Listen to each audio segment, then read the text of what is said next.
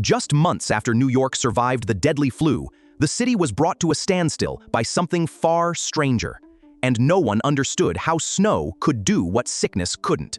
In the winter of 1919, New Yorkers stepped out of their front doors and found themselves staring at a city that no longer looked like the one they had lived in the day before.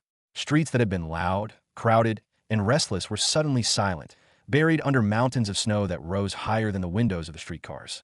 A city that had survived a world war, a city that had survived the deadliest flu outbreak in modern history, now stood frozen in place, as if time itself had stopped. And the strangest part wasn't the storm that caused it. It was what the storm revealed about a city that believed it was unbreakable. New York in early 1919 was a wounded giant. The Great War had ended only months earlier, and the influenza pandemic of 1918 had left scars that were still fresh and raw. More than 20,000 New Yorkers had died in a matter of months. Entire families had been wiped out. Hospitals had overflowed into hallways, churches, and makeshift tents. The sound of ambulance bells had become as familiar as the sound of streetcars. Even as the new year began, the city carried the weight of that trauma. People walked with a kind of quiet caution, as if the air itself might betray them again. Many still wore masks out of habit. Many avoided crowds. Many refused to shake hands. The city was alive, but it was not well. And then, without warning, the sky changed. On March 1st, 1919, a cold front rolled down from Canada and collided with warm Atlantic air right over the Northeast. Meteorology was primitive, and the newspapers treated weather predictions like gossip. So when the first flakes drifted down, New Yorkers barely noticed. Snow was part of life. Snow was something you brushed off your coat and kept walking through. Snow was an inconvenience, not a threat. But by late afternoon, the flakes had grown heavier, thicker, faster. The wind sharpened, the sky darkened, and by nightfall, the city realized it was facing something far more dangerous than a winter storm. The blizzard hit like a wall. Visibility dropped to almost nothing. People walking home from work found themselves blinded by sheets of white. The wind howled through the avenues, bending street lamps and rattling windows. Snow piled up so quickly that storefronts disappeared behind drifts. Horses slipped and collapsed in the streets, unable to stand against the ice. Streetcars froze to their rails, their wheels locked in place by layers of ice that formed faster than anyone could chip them away. Elevated trains shut down entirely, leaving thousands stranded. The city that never slept was forced into stillness. Inside apartments, families huddled around coal stoves, listening to the wind batter their windows. Many had lived through the flu only months earlier, and the storm brought back memories they wished they could forget. Memories of being trapped indoors, of waiting for danger to pass, of wondering whether the world outside was safe. The blizzard didn't just freeze the city. It froze its nerves. When morning finally came, the storm had passed, but the damage was only beginning. New Yorkers stepped outside and found a city transformed into something unrecognizable. Snowbanks rose higher than the awnings of shops. Entire blocks were buried. Cars were nothing more than lumps under the snow. Streetcars were entombed in ice, their windows frosted over, their tracks invisible. Horses that had collapsed during the storm were now frozen solid, their bodies half buried, their shapes distorted by the snow.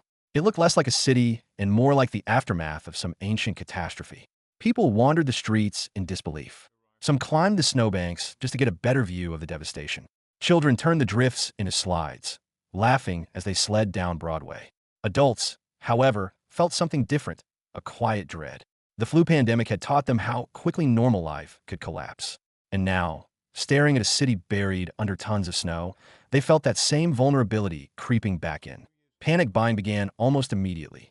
Grocery stores were mobbed by people trying to stock up on food, terrified that supply chains would break down again.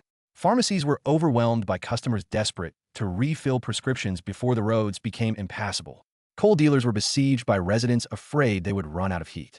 Doctors strapped on skis and snowshoes to make house calls. In some neighborhoods, residents dug tunnels through the snow just to reach the street. The newspapers struggled to describe what they were seeing. One called the city a frozen labyrinth. Another wrote that New York looked like a city carved from ice. Photographers captured images that would later become iconic. Policemen standing on snowbanks, so tall they could touch second-story windows. Men digging out streetcars with shovels and pickaxes. Children perched on mountains of snow that dwarfed the adults around them.